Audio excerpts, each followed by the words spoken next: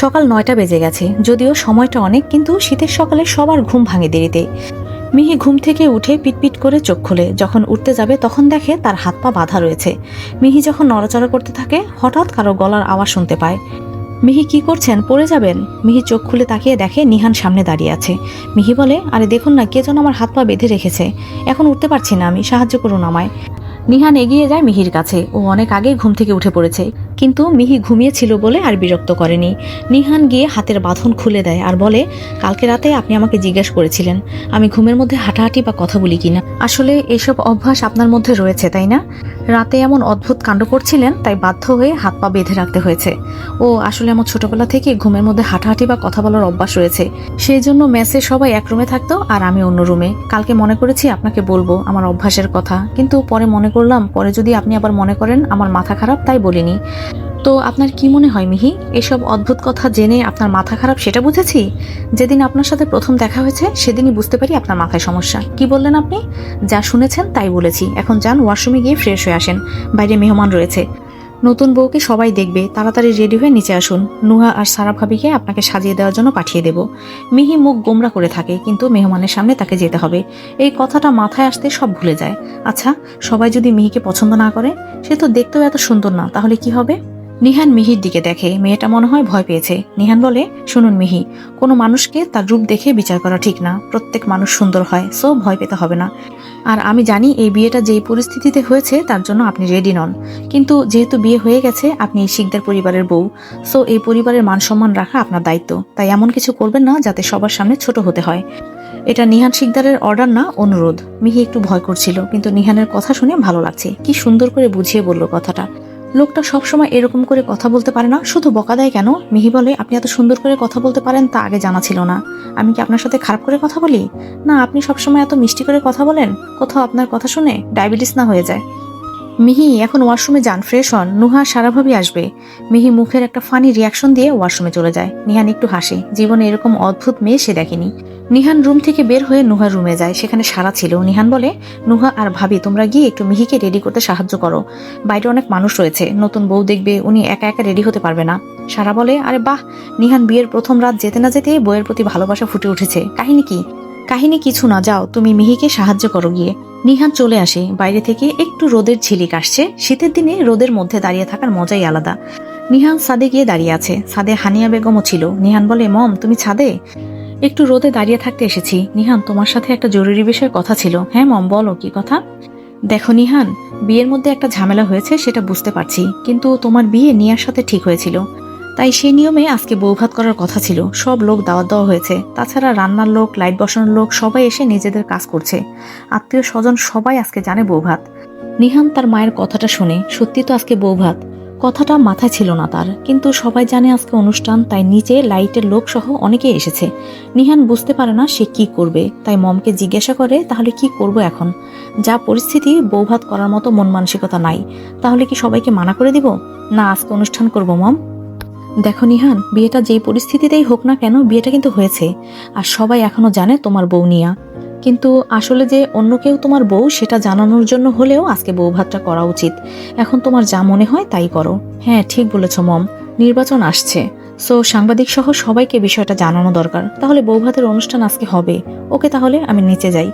মম, মিহি মেয়েটা হয়তো বাচ্চা বা বোকা, কিন্তু টেনশন করো না, মিহি এমন কিছু করবে না যাতে আমাদের পরিবারের অসম্মান হয়। তোমার ছেলে রাজনীতি করে, মানুষ কিছুটা হলেও চিনতে পেরেছে। আমিও সেটাই চাই নিহান, তুমি সুখী হও। হানিয়া বেগম নিচে চলে যায়। নিহান রোদে দাঁড়িয়ে বাইরের অনুষ্ঠানের আয়োজন দেখে, সানভিকে ফোন দিয়ে আসার জন্য জানিয়ে দেয়। তাছাড়া ওর পার্টির মেম্বারদের সাথে মিটিং কালকে হবে সেটা বলে দেয়। মিহি ওয়াশরুম থেকে বেরিয়ে আসলে সারা আর নুহা ওকে রেডি করিয়ে দেয়। একটা সুন্দর লাল টুকটুকে শাড়ি পরতে দেওয়া হয়েছে, গায়ে বেশ গহনা দিয়ে মিহিকে একদম গিন্নি লাগছে। মিহি নিজেকে আয়নায় দেখে, তার মায়ের কথা মনে পড়ে যায়। তার মা এরকম করে সাজে।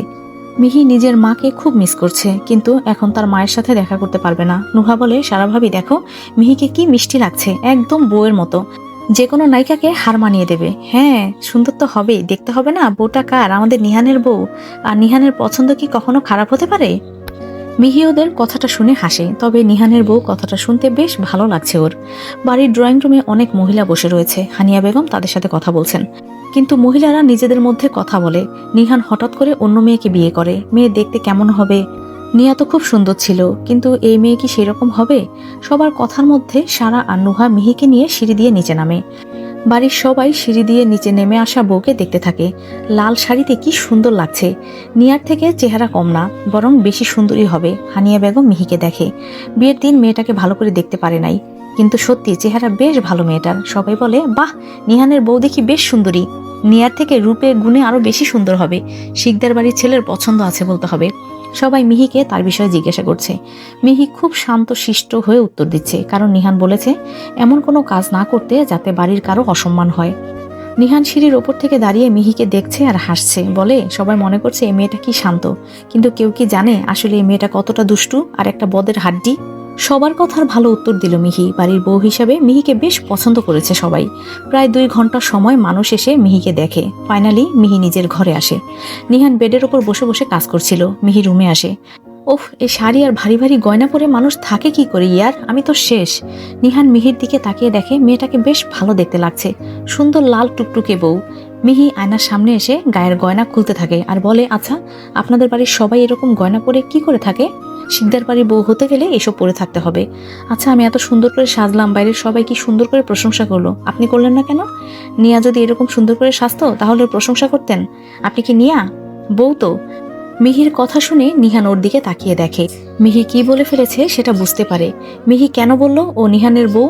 ও তো এই বিয়েটা মানে না। নিহান বলে, মিহি, আপনি মানেন আপনি নিহান নেহাল শিকদারের বউ? না, মানি না। আপনার মতো খাটাস লোকের বউ আমি হব না কখনো। ও রিয়েলি?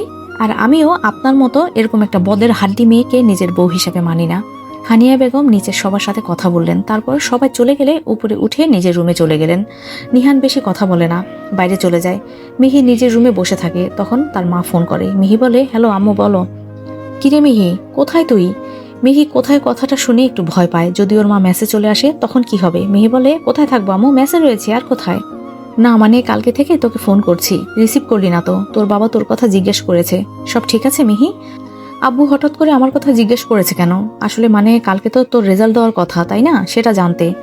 ও তাই, এজন্য বলি আমার খাটাস বাপ রেজাল্ট ছাড়া তো অন্য কোনো বিষয় আমার কথা জিজ্ঞাসা করবে না। একটা কথা বলো তো আম্মু, সত্যি কি আমি তোমাদের মেয়ে নাকি ডাস্টবিন থেকে তুলে এনেছিলে? কি সব কথা মিহি? তোমার আব্বু শুধু তোমার পড়াশোনার বিষয়ে জানতে চায়, পড়াশোনার বিষয়ে জানতে চায়, আর আমি কি করে বেঁচে আছি সেটা জানতে চায় না। নিহান বাইরে গিয়ে দেখে অনুষ্ঠানের জন্য কেমন সাজানো হচ্ছে, কিন্তু ওর মনে পড়ে যায় মিহিকে বলা হয়নি অনুষ্ঠানের কথা। তাই নিজের রুমে ঢুকে দেখে মিহি কার সাথে যেন কথা বলছে। নিহান বলে, মিহি শুনুন। নিহানের গলার আওয়াজ শুনে মিহি পেছনে ফিরে তাকায়। ফোনে ওর আম্মুর কথা মনে পড়ে। মিহি দৌড়ে গিয়ে নিহানের মুখ ধরে ফেলে হাত দিয়ে।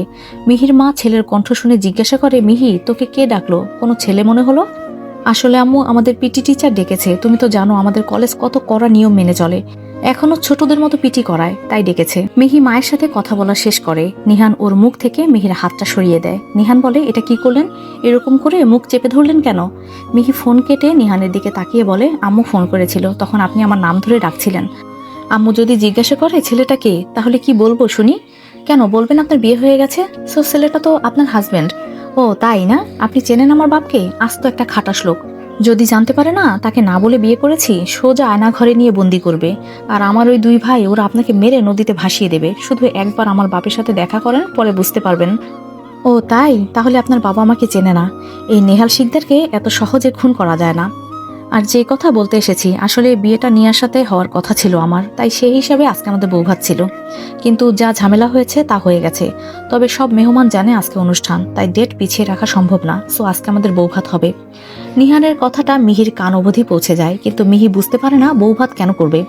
নিহান বলেছে যতদিন না নির্বাচন হবে ততদিন ওর বউ হয়ে থাকবে। তাহলে যদি সবার সাথে পরিচয় করিয়ে দেয় মিহি ওর ওয়াইফ, তাহলে তো ভবিষ্যতে সমস্যা হবে। দেখুন, আমি আপনার কথা বুঝতে পারছি, কিন্তু আপনি বলেছিলেন এই বিয়েটা শুধু নির্বাচন পর্যন্ত টিকে থাকবে। তাহলে যদি সবার সাথে পরিচয় করিয়ে দেন যে মিহি তালুকদার আপনার বউ, তাহলে নির্বাচন শেষ হলে আপনি আমাকে ছেড়ে দিবেন কি করে? আপনি পুরুষ মানুষ, তাই হয়তো একবার বিয়ে করে ভবিষ্যতে কোনো সমস্যা হবে না, কিন্তু আমি একজন নারী। সো আশা করি আপনি কথাটা বুঝতে পেরেছেন। নিহান মিহির দিকে তাকিয়ে দেখে মিহির কথাটা ভুল না। কিন্তু সত্যি কি নির্বাচনের পরে মিহি চলে যাবে? নিহান বলে, তাহলে আপনি বলুন এখন আমি কি করব? সবাইকে দাওয়াত দেওয়া হয়ে গেছে মিহি। মিহি, এখন কাকে কাকে না করব? হ্যাঁ, আপনার কথাটা ঠিক, কিন্তু নির্বাচনের পরে যদি আমাদের ডিভোর্স হয় তাহলে কি করবেন? নির্বাচনের এখনো অনেক দেরি রয়েছে, আর এই অনুষ্ঠান পরিবারের সম্মানের জন্য দরকার। নির্বাচনের পরে ভবিষ্যতে কি হবে সেটা পরে দেখা যাবে, হয়তো ভালো কিছু হতে পারে। হ্যাঁ ঠিক আছে, কিন্তু একটা কথা মনে রাখবেন, আপনার মতো এরকম খাটাস লোকের সাথে সারা জীবন সংসার করব না আমি। ও রিয়েলি মিহি, আর আমিও আপনার মতো এরকম চুন্নি মেয়ের সাথে সংসার করব না। দেখুন, একদম চুন্নি ডাকবেন না আমাকে, খুব ভালো মেয়ে আমি। আচ্ছা ভালো মেয়ে, এখন স্টাফকে বলেছি আপনার জন্য খাবার পাঠাতে, সেটা খেয়ে নেবেন। আর অনুষ্ঠানের জন্য সাজাতে মেকআপের লোক আসবে, তাড়াতাড়ি রেডি হতে হবে। সারাদিন শুধু অর্ডার দিতে পারে লোকটা, সকালে কি সুন্দর করে সাজলাম একটু প্রশংসা করলো না। নির্বাচন শুধু শেষ হতে দেন, তারপরে এক মুহূর্তে আপনার সাথে সংসার করব না, বলে দিলাম। মিহির এই কথা শুনে নিহান ওর কাছে আসে। হঠাৎ করে এত কাছে আসা দেখে মিহি ভয় পেয়ে যায়। মিহি বলে, কি হয়েছে, এত কাছে আসছেন কেন, কিছু বলবেন? নিহান মিহির মুখের দিকে তাকিয়ে হাসে, মেয়েটা ভয় পেয়েছে মনে হয়। মিহির কানের কাছে এসে নিহান বলে, একটা অনুরোধ করি, রাখবেন মিহি? মিহি কি বলবে বুঝতে পারছে না। জীবনে কোনো ছেলে এত কাছে আসেনি ওর, কারণ জীবনে ও প্রেমই করেনি। নিহানের কানের কাছে কথাটা বলার সময় ওর গরম নিঃশ্বাস মিহির শরীরে লাগছে। মিহি একটা শুকনো ঢোক গিলে বলে, বলুন। আসলে রাতে অনুষ্ঠানে অনেক লোক আসবে, তাই সেখান থেকে কোনো কিছু চুরি করবেন না, টেনশন করবেন না, আপনার জন্য 2 টুকরা মাংস তুলে রাখবো মিহি চুন্নি। মিহি কথাটা শুনে সাহস করে নিহানকে ধাক্কা দিলেন। মিহি বলে, আবার আপনি আমাকে চুন্নি বললেন? আমি কি সবসময় চুরি করে খাই? না মানে চোরের ওপর বিশ্বাস করা যায় না, চোরের কোনো ধর্ম নাই তো। মনে হয় সানভি কল করেছে, আমি আসি। আর হ্যাঁ, অনুষ্ঠান থেকে আবার মানুষের মানিব্যাগ চুরি করবেন না কিন্তু মিহি চুন্নি। নিহান কথাটা বলে হাসতে হাসতে চলে যায়। মিহির ইচ্ছা করছে নিহানের সব চুল টেনে তুলে ফেলে দিতে। কোন সাহসে তাকে চুন্নি বলল? মিহি বলে, আমি চুন্নি হলে আপনি একটা খাটাস লোক, বাজে লোক একটা, বিয়ের পরের দিন আপনার বউ মরে যাবে।